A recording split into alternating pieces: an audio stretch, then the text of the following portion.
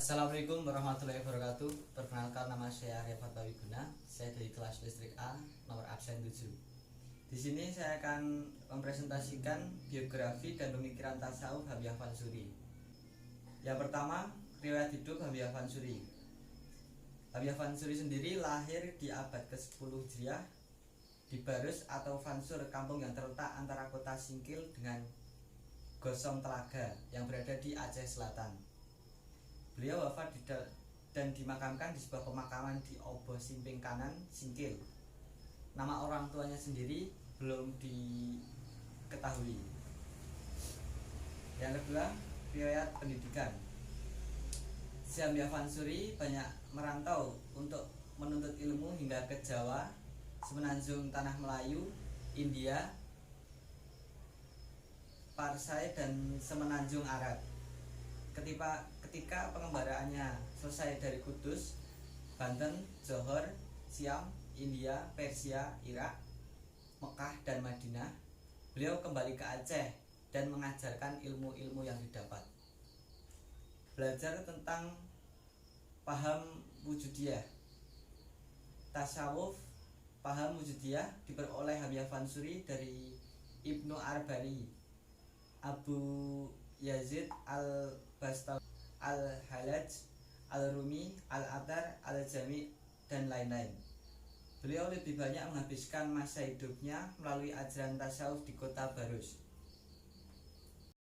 Tasawuf. Syekh Habibie Fansuri terkenal dengan aliran tasawuf falsafi yang dinilai cukup berhasil meletakkan dasar-dasar konsep ajaran tasawuf falsafi ini dan berpengaruh dalam penyebaran Islam di Indonesia.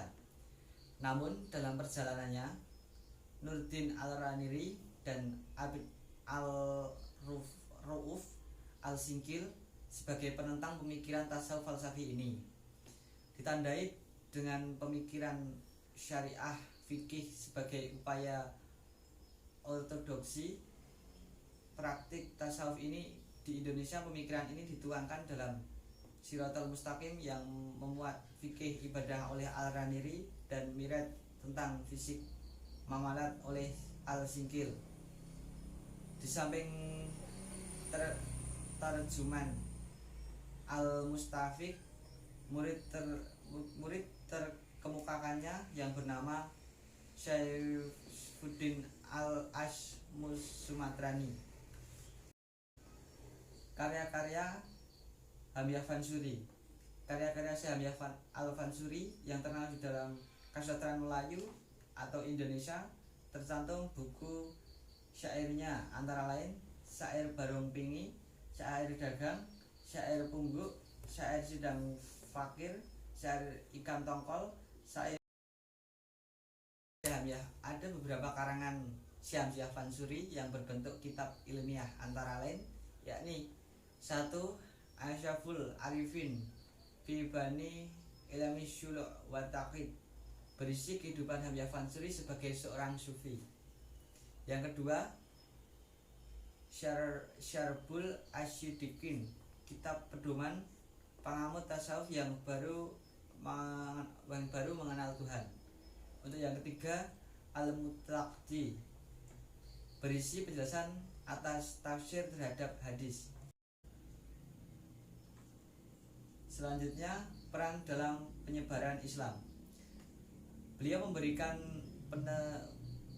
penekanan kepada konsep wahdah al-wujud atau wujudiyah sebagai ajaran martabat 5 yang menjelaskan tentang tajal 5 mengenai kasusatra Allah dengan pencipta alam, manusia, dan segalanya.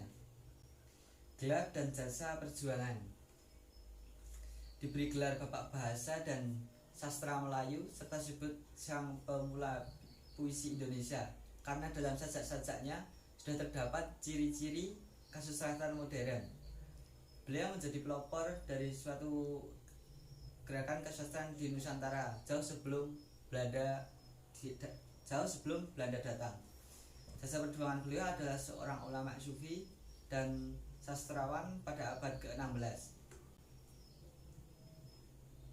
Akhir hayat. Beliau wafat pada tahun 1607 Masehi. seperti kisah hidupnya yang kontroversial, kematiannya di bumi dengan argumen yang sama menariknya.